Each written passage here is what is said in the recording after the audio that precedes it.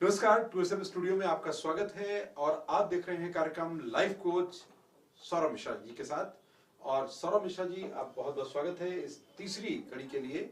और इस बहुत महत्वपूर्ण विषय पर हम बात करने जा रहे हैं कि जो इस चुनाव में यानी 2019 का जो लोकसभा चुनाव है उसमें बहुत बड़े पैमाने पर जो प्रत्याशी अपनी किस्मत को आजमा रहे हैं, चाहे वो किसी दल से हों, चाहे वो निर्दलीय हों, चाहे वो किसी भी प्रकार से इसमें सम्मिलित हों, किसी प्रत्याशी का सहयोग कर रहे हों, उनके लिए ये कड़ियां बेहद महत्वपूर्ण हैं। विशेषकर इसका हमने चर्चा को इस क्रम में लाया है। और आज इस कड़ी में जो हम बात करने जा रहे हैं वो कि कोई भी प्रत्याशी आखिर क्या तरीके अपनाए जिससे वो जन सहभागिता को अपने पक्ष में मोड़ सके और अपने कृत्यों, अपने प्रयासों, अपने विचार के प्रति लोगों में आकर्षण पैदा कर सके। सौरभ जी, ये किसी प्रत्याशी के लिए कितना महत्वपूर्ण है और वो क्या कुछ उपाय करे जिससे उसको अधिक से अधिक लाभ हो? चुनाव में बहुत सारे विषय आते रहते हैं। सबसे आवश्यक विषय क्या है कि कितने लोग आपके पास आए स्वेच्छा से। आप ऐसा क्या करें कि लोग आपसे आकर्षित हों। बहुत सारे हम लोग समाज में कार्य देखते रहते हैं। क्रिकेट टीम ने वर्ल्ड कप जीत लिया तो पता लगा एयरपोर्ट में उतरने से पहले हजारों लाखों लोग पहुंच जाते हैं, टूट पड़ते हैं स्वागत करने के लिए। टीम जिस रास्ते से जा रही होती है, रास्ते भर लोग खड़े रहते हैं स्वागत करने के लिए, हाथ हिलाने के लिए। ये क्या होता है? ये एक आकर्षण है और इस आकर्षण में लोग स्वतः चले आते हैं। कोई उनको बुलाता नहीं है, कोई कहता नहीं है, लेकिन वो खुद आ जाएंगे। और दूसरा उदाहरण दें, कोई बहुत बड़े संत आ रहे हैं, महात्मा आ रहे हैं, लोग अपने आप चले आएंगे, दर्शन करना चाहेंगे, देखना चाहेंगे, सुनना चाहेंगे। अभी अभी एक बड़ा उत्सव समाप्त हुआ, दिव्य कुंभ प्रयाग का। सरकार आंकड़े जारी करती रही कि आज शाही स्नान था, 1.5 करोड़ लोगों ने स्नान किया, 2 करोड़ लोगों ने स्नान किया। सरकार नियंत्रित या मार्केटिंग नियंत्रित उसमें कितने लोग रहे होंगे? अधिक से अधिक 2-4 लाख, 5 लाख। बाकी जो आए खुद स्वतःस्फूर्त है, स्वतः है। ये क्या चीज है? आकर्षण है। आकर्षण एक ऐसी प्रक्रिया है जिसमें समाज में बैठे लोग, समाज के जीव जंतु, समाज की वनस्पतियां उसका इंतजार करते हैं। और जैसे ही वो इंतजार के पल समाप्त होते हैं, वो तेजी से बगैर किसी आडंबर के उसके नजदीक पहुंचना चाहते हैं। ये नजदीक पहुंचने की प्रक्रिया क्या होती है? हम लोग अपने सामान्य जीवन में अपने शरीर को इस तरह से संरक्षित रखते हैं कि कोई बीमारी ना होने पाए। हम खान पान ऐसा रखते हैं कि हमारा शरीर उससे स्वस्थ रहे। हम सारे वेशभूषा, कपड़े, जो कुछ भी हम पहनना चाहते हैं ऐसे रखते हैं जो हमें मन में खुशी दे और उससे हम लाभ लें। ये सारी चीजें क्या है? मस्तिष्क कहीं एक जगह कहता है कि ये सब करो, ये तुम्हें आकर्षण देगा। इसका मतलब एक प्रक्रिया होती है कि शरीर से आकर्षण उत्पन्न किया जाए। एक प्रक्रिया इसके अलग है, ये स्थूल है प्रक्रिया। इसके अलग एक प्रक्रिया है जिसको सूक्ष्म प्रक्रिया कहते हैं। वो आकर्षण होता है आपके सूक्ष्म शरीर का। सूक्ष्म शरीर आकर्षित कैसे करता है? सूक्ष्म शरीर का आकर्षण लोगों के प्रतिबिंब बनाता है। हमारा सूक्ष्म शरीर है, लेकिन एक व्यक्ति जो हमसे मिलने आ रहा है उसको हमारे सूक्ष्म शरीर में अपना कोई एक प्रतिबिंब दिखेगा। अब आकर्षण होता कैसे है ये भी पहले क्लियर कर दें, तब समझ आएगा कि ये क्यों होता है। जिसको क्रिकेट में शौक है वो क्रिकेट के प्रति आकर्षित है। क्यों? क्योंकि उसके मस्तिष्क में कहीं एक क्रिकेट का शौक है। अब वो अपने उस शौक को जिसको करते हुए देखेगा, भारतीय क्रिकेट टीम को देखे, लोकल टीम को देखे, और यहाँ तक कि वो अगर अपने घर की बालकनी में खड़ा है और गली में कुछ बच्चे क्रिकेट खेल रहे हैं तो भी वो उसे देखेगा। ये आकर्षण का स्वरूप होता है। इसका मतलब उसके मस्तिष्क में उसकी कहीं चेतना होती है और उस चेतना के अंश को वो जिसमें देख पाता है उसके प्रति आकर्षित होता है। वास्तव में आकर्षण की प्रक्रिया जो सूक्ष्म है वो हर क्षण, इसे हम लोग गणना में बोलते हैं 10⁻10, मतलब 100 करोड़ रूप रखती है। एक आकर्षण जो सूक्ष्म शरीर में है वो 100 करोड़ रूपों में हो सकता है। 100 करोड़ एक गणना हो गई जो बहुत बड़ी है, जिसकी कभी आवश्यकता नहीं पड़ी थी। और हम लोग कहते हैं कि हमारे जो सनातन ईश्वरीय अंश हुए, भगवान कृष्ण हुए, रामचंद्र जी हुए, ये उस आकर्षण की प्रक्रिया के अंग थे। एक समय में 100 करोड़ लोग उनको चाहते थे, आज भी चाहते हैं। आज भी पूरे समाज, दुनिया में, सब जगह उनका प्रभाव क्षेत्र है, उनका प्रभाव क्षेत्र है। तो ये सूक्ष्म शरीर है जो आकर्षण के विभिन्न रंग हर सामने वाले को दिखाने में सक्षम है। हम अगर उसका सही प्रयोग करें तो वो काम करने लगता है। तो सौरभ जी, एक बहुत महत्वपूर्ण प्रश्न ये भी है कि बहुत से लोग बड़ी बड़ी कंपनियों के चक्कर में पड़ते हैं जो मेक ओवर का काम करती हैं कि किसी भी व्यक्ति की छवि का निर्माण करना। इसमें वो उनको सलाह देती हैं कि आप किस प्रकार के वस्त्र पहने, वो कटी हुई जैकेट पहने या कटे हुए बाजू के कुर्ते पहने और एक तरह के कपड़े पहने, जिससे कि लोगों के अंदर एक छवि का निर्माण हो, और उसके साथ हाव भाव का प्रशिक्षण भी देते हैं। क्या ये कारगर है या इसके इतर कुछ और जुड़ने के बाद ही ये कारगर होता है? स्थूल निश्चित रूप से इसी प्रभाव से होता है। जैसे हमने बोला स्थूल आकर्षण, तो स्थूल आकर्षण के लिए व्यक्ति निर्णय बहुत अच्छे नहीं कर पाता क्योंकि वो सामने वाले को देखना है। इसीलिए अक्सर घर में भी एक परंपरा होती है कि पत्नी अगर कहीं जाना होगा, तैयार होंगी, तो एक बार शीशे में भी देखेंगे, एक बार पूछ भी लेंगी कि हम कैसे लग रहे हैं, ठीक दिख रहे हैं कि नहीं दिख रहे हैं। क्योंकि महिलाओं को ये अच्छी तरह से पता है कि रिकमेंडेशन या अच्छे लग रहे हैं या नहीं लग रहे हैं, ये उन लोगों को बताना है जो सामने है। हो सकता है हम जैसे अपने आप को महसूस कर रहे हैं, हमें अच्छा लग रहा हो, लेकिन सामने वो अच्छा ना हो। तो स्थूल आकर्षण में इनपुट देना या स्थूल आकर्षण कैसे अधिक से अधिक बढ़िया किया जा सके, इसमें एक्सपर्टीज हो सकती है। कंपनियां इसमें सलाह मशवरे भी दे सकती हैं। आपका ड्रेस कोड कैसा हो, बाल कैसे हो, आप किस तरह के जूते पहने, किस तरह से चलें, किस तरह से बैठें, उठें, मुस्कुराएं, किस तरीके से, इसमें नो डाउट सलाह मशवरा बहुत चलता है। बॉडी लैंग्वेज भी प्रभाव डालती है। हाँ, बॉडी लैंग्वेज प्रभाव डालती है और इस प्रभाव से लोगों के ऊपर एक सामान्य प्रभाव भी पड़ता है जो टेम्परेरी होता है। टेम्परेरी हम इसलिए बोल रहे हैं क्योंकि उस समय वो दिख रहा है, लेकिन स्थायी नहीं है। स्थायी नहीं है। अगले दिन भूल जाएंगे लोग कि क्या पहने हुए थे या क्या था। तो अस्थायी आकर्षण, बाह्य आकर्षण, स्थूल शरीर का आकर्षण, ये स्थूल प्रक्रिया में इस तरह के सलाह मशवरे निश्चित रूप से प्रभावी है। लेकिन इसमें जो आपने बात कही, अब दो तत्व हो गए। एक तो ये कि स्थायी आकर्षण भी आवश्यक है और उसके लिए जिस प्रकार के आप उपागम कर सकते हैं वो करें। दूसरा कि उसके अच्छे परिणाम पाने के लिए आपको नियमित जो प्रक्रिया अपनानी है वो सौरभ जी ने बताई हैं। इसके साथ में ये जरूरी है कि जब जन सहभागिता, एक तो आकर्षण हो गया किसी एक प्रत्याशी के लिए कि जनता उसके पक्ष में वोट डाले, लेकिन जनता उसके साथ हमकदम हो जाए, ये बहुत बड़ी उपलब्धि है। ये देखने में आता है कि कई ऐसे प्रत्याशी हैं कि जब से वो चुनाव लड़ रहे हैं अनवरत जीतते ही जाते हैं। कई ऐसे जगहों पर हैं कि किसी और प्रत्याशी के खड़ा होने पर जनता उसके साथ नहीं जाती, जबकि उसके अंदर गुण भी है, उसके अंदर ज्ञान भी है, लेकिन फिर भी वो किसी ऐसे प्रत्याशी के पक्ष में खड़ा नहीं हो पाता या ठीक से अपनी स्थिति को मजबूत नहीं कर पाता। वो ये क्या कारण है और ये आप जो रास्ते बता रहे हैं इसके उपाय करने के लिए और क्या उसे करना चाहिए?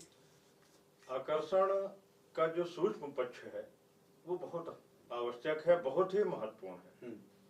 जैसा हमने बताया कि एक व्यक्ति के सूक्ष्म शरीर में लगभग 100 करोड़ प्रतिबिंब देखे जा सकते हैं। हम उदाहरण दें, आप किसी एक मंदिर में चले जाइए जहां बहुत सारे लोग, 100 लोग बैठे हों। आप उनसे पूछिए, कृष्ण जी का मंदिर है, आप उनसे पूछिए कृष्ण जी में तुम्हें क्या अच्छा लगता है। हम्म, कोई कहेगा उनकी मुस्कान अच्छी लगती है, कोई कहेगा उनके नेत्र अच्छे लगते हैं, कोई कहेगा उनके वस्त्र अच्छे लगते हैं, कोई कहेगा उनकी बांसुरी अच्छी लगती है, कोई कहेगा उनके पैर अच्छे लगते हैं, कोई कहेगा उनकी व्यंजनियां अच्छी लगती हैं। अगर आप 100 लोगों से पूछेंगे तो 100 विचार देंगे वो।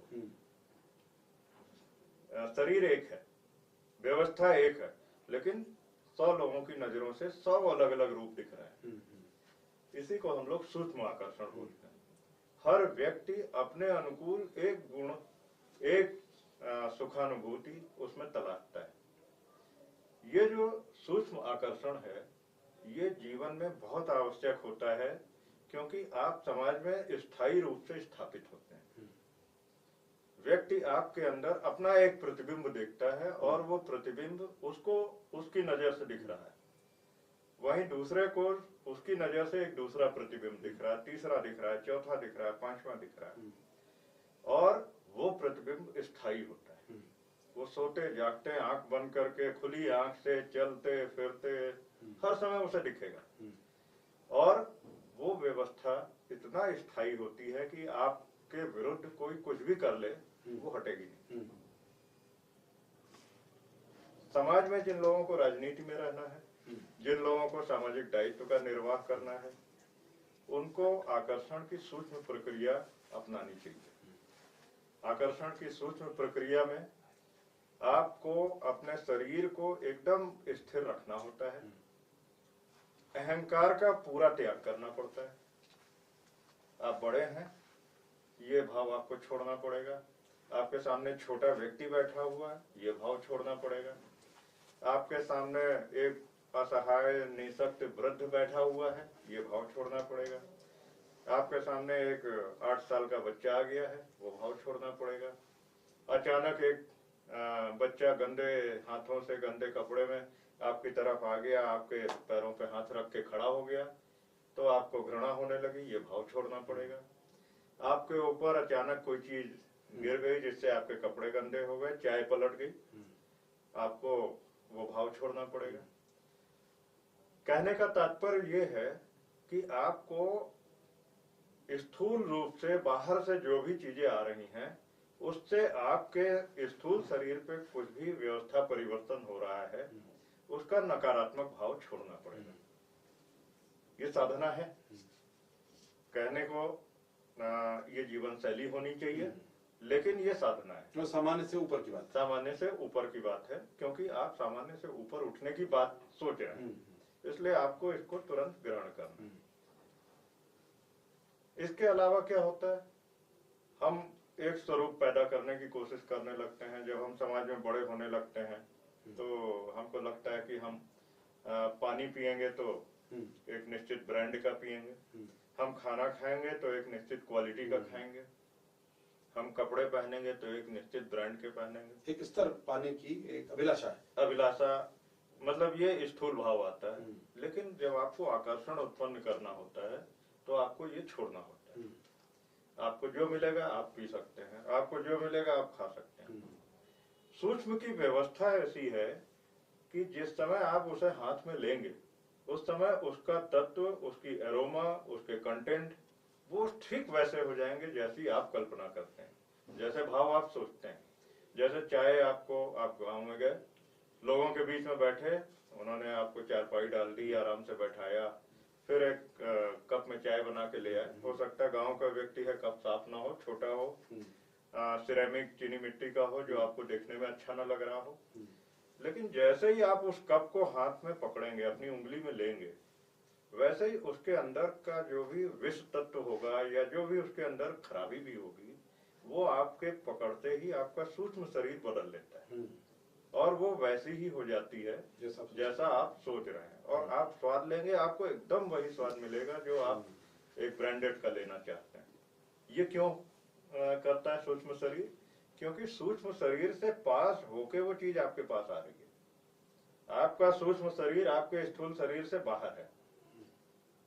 सामान्य तौर पे कहते हैं कि जो लोग समाज में ऊपर उठ के आ गए हैं उनका 1.5 बालिस्ट बाहर होता है। 1.5 बालिस्ट मतलब लगभग 12 इंच, ये 1 फुट की दूरी से बाहर है। आपको कुछ भी पीना है, कुछ भी खाना है, तो 1 फुट दूरी से आप पी खा नहीं सकते, वो आपके नजदीक आएगा। तो जैसे ही वो आपके सूक्ष्म शरीर में एंटर करेगा, उसके कंटेंट, उसके सारे तत्व आपकी सोच के अनुकूल हो जाएंगे।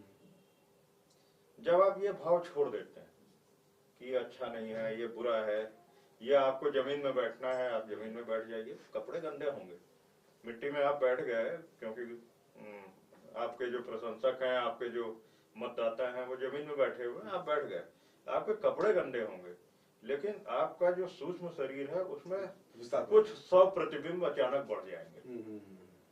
अगर आपने ध्यान दिया होगा तो बहुत सी जगह ग्लास हाउसेज बने हुए हैं, कांच भवन जिसे कांच महल भी बोलते हैं कई जगह, कि उसमें इतनी वैरायटी के कांच लगे हुए हैं कि जब आप उसके नीचे खड़े होते हैं तो आप हजारों रूप में दिखते हैं, ऊपर नीचे दाएं बाएं हर तरफ आप ही आप दिख रहे हैं, और आपके कई हजार प्रतिबिंब दिख रहे हैं।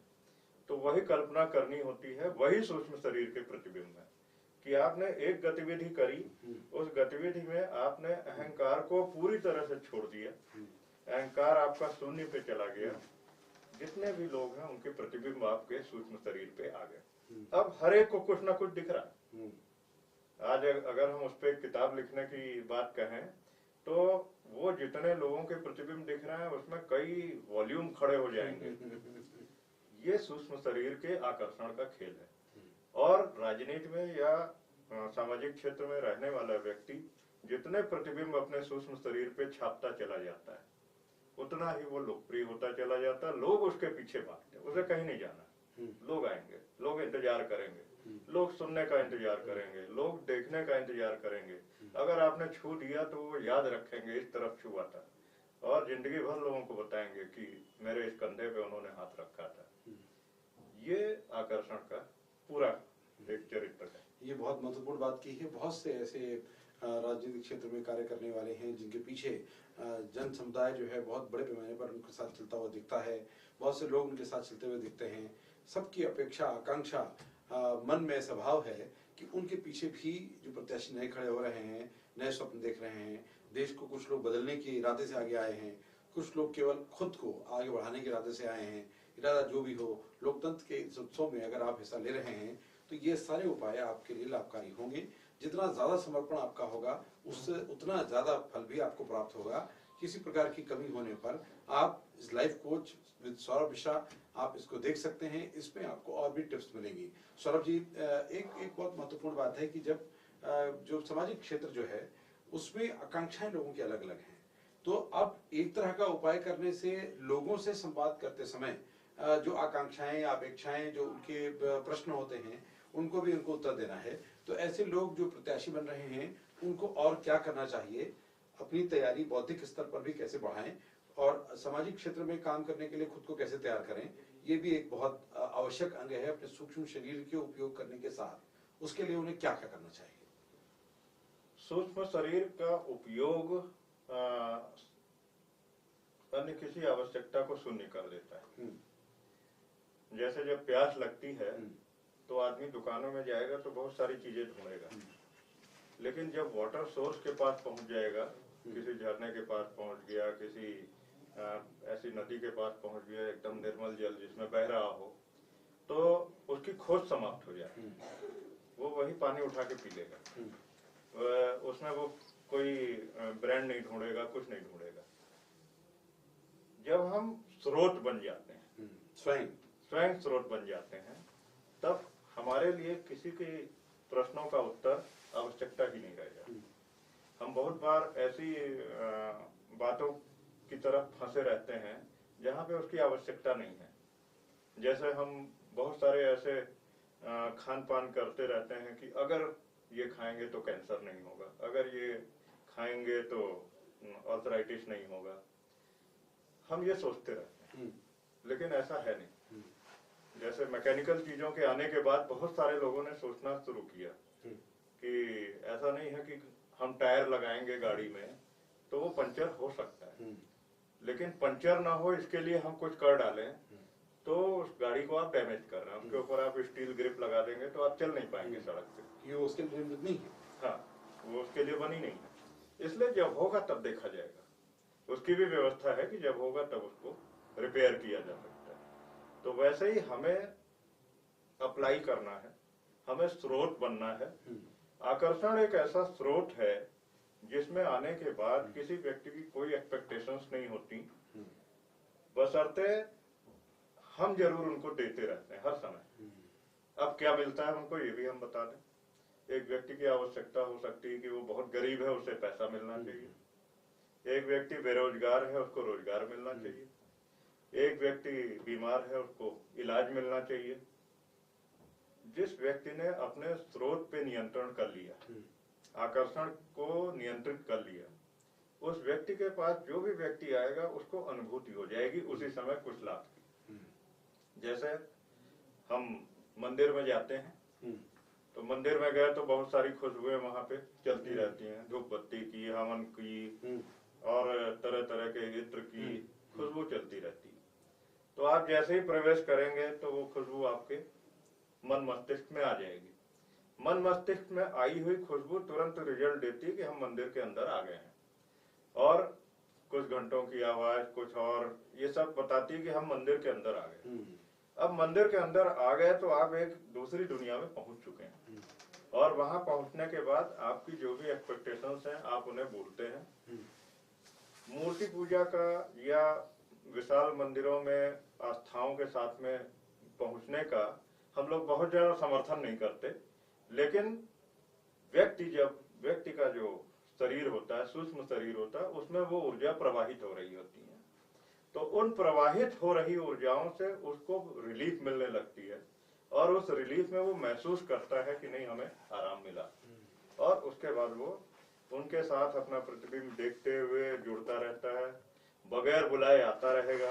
आप ऐसे लोगों को पाएंगे कि उनके घर के बाहर हर समय 1000-2000 लोग बैठे हुए हैं, लेकिन फिर भी वो और उनको लाभ भी मिल रहा है।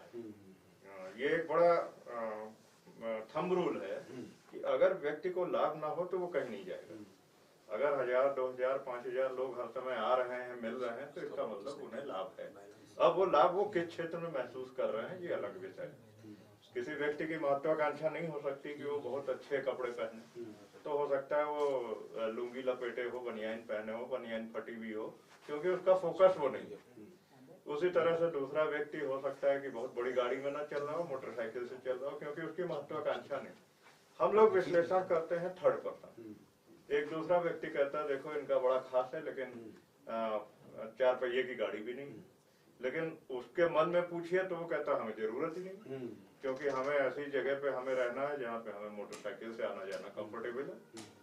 तो वास्तविकता क्या है कि जिसका सूक्ष्म शरीर, जिसका शरीर में आकर्षण जिसने पैदा कर लिया, जिसने अपने को स्रोत बना लिया, वो किसी भी जगह कहीं पे भी लोगों के बीच में एकदम लोकप्रिय नेता, एक लोकप्रिय व्यक्ति, एक लोकप्रिय मार्गदर्शक, एक लोकप्रिय एडमिनिस्ट्रेटर इस रूप में स्थापित रहता है। हाँ, बहुत महत्वपूर्ण बात कही आपने। ये ठीक बात है कि ये लोकसभा चुनाव के संदर्भ में उन तमाम प्रत्याशियों के लिए ये हमने लाइफ कोच में ये वार्ता की है, और ये उनके लिए फायदेमंद होगी।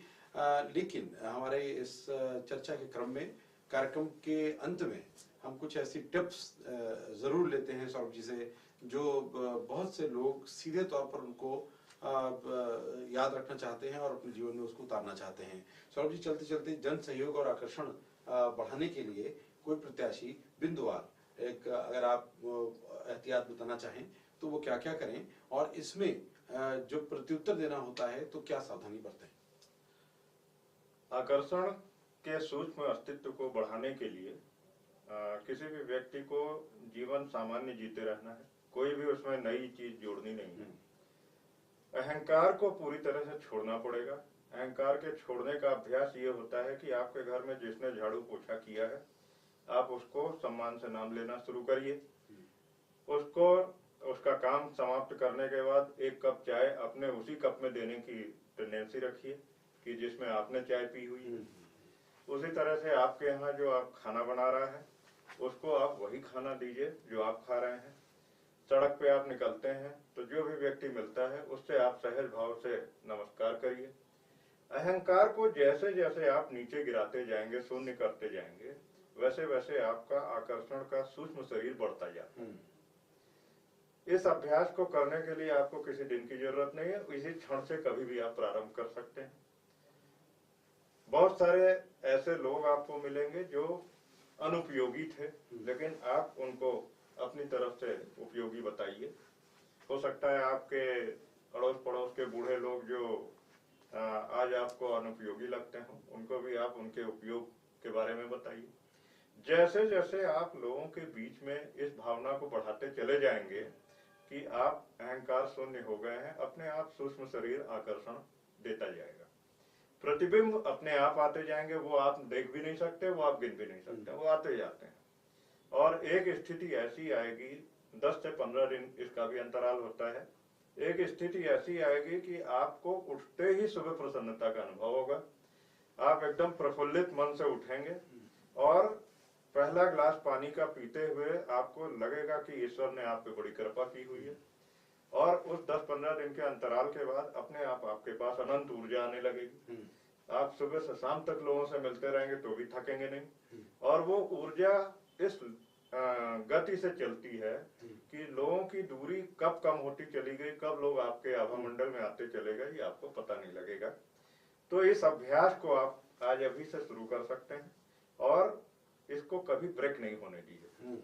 ब्रेक ना होने देने का मतलब ये है कि अगर हमने किसी पे आक्रोश कर भी दिया, ठीक है, ह्यूमन बीइंग है, शरीर है, कभी आपको गुस्सा भी आ सकता है, क्योंकि इसी शरीर में सतोगुण, रजोगुण, तमोगुण तीनों है, तमोगुण भी आएगा आपके।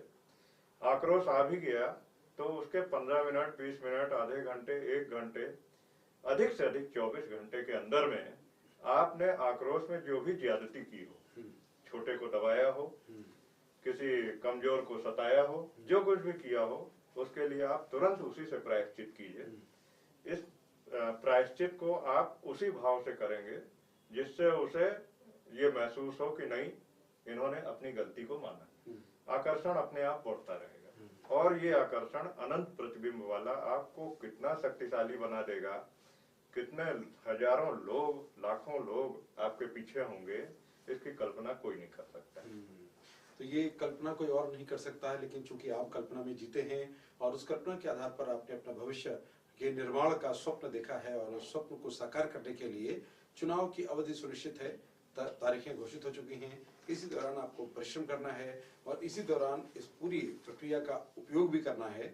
तो संभव है कि आप इसका प्रयोग करते हुए अपने जीवन में परिवर्तन करने की कोशिश कर रहे हो, लेकिन लोकतंत्र के इस उत्सव में लोकतंत्र की भूमिका को, संविधान को कतई न भूलें। अपने इस प्रयासों के फलीभूत करने में उसको जोड़ लें, परिणाम आपको अच्छे मिलेंगे।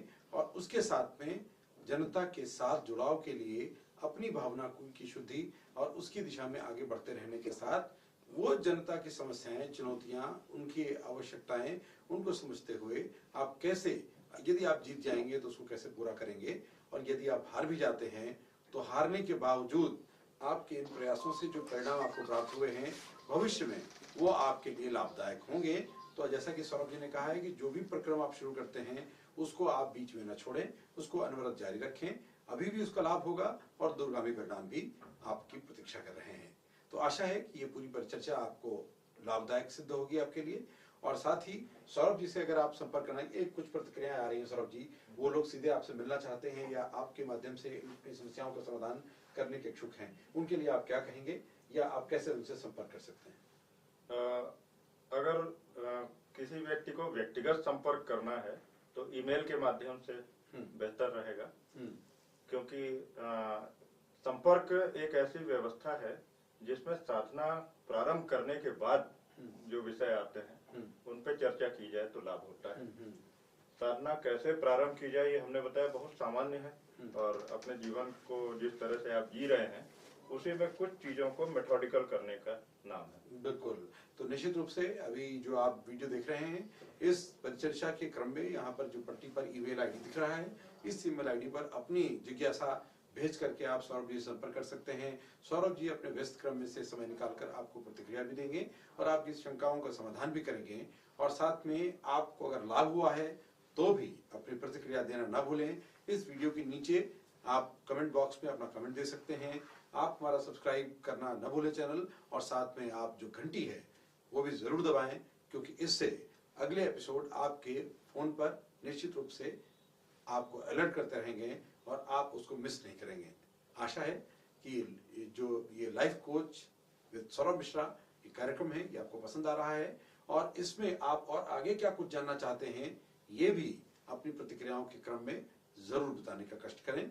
बहुत बहुत धन्यवाद हमारा ये कार्यक्रम देखने के लिए। सौरभ जी आपको भी बहुत बहुत धन्यवाद लाइफ कोच के इस अंक में रहने के लिए।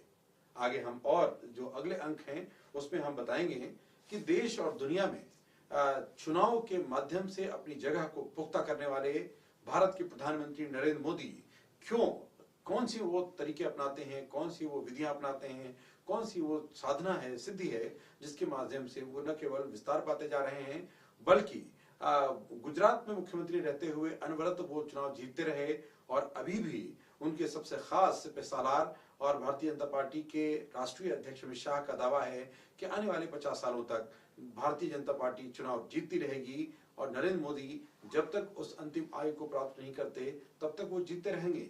आखिर ये भरोसा क्यों उन्हें हो रहा है और ये भरोसा अन्य दलों के नेताओं को या अन्य दलों के प्रत्याशियों को या निर्दलीय लड़ने वाले प्रत्याशियों को क्यों नहीं हो पाता और यदि वो पाना चाहते हैं तो आखिर वो ऐसा कैसे करें। अगले एपिसोड के लिए आप तैयार रहें। तब तक के लिए नमस्कार, धन्यवाद।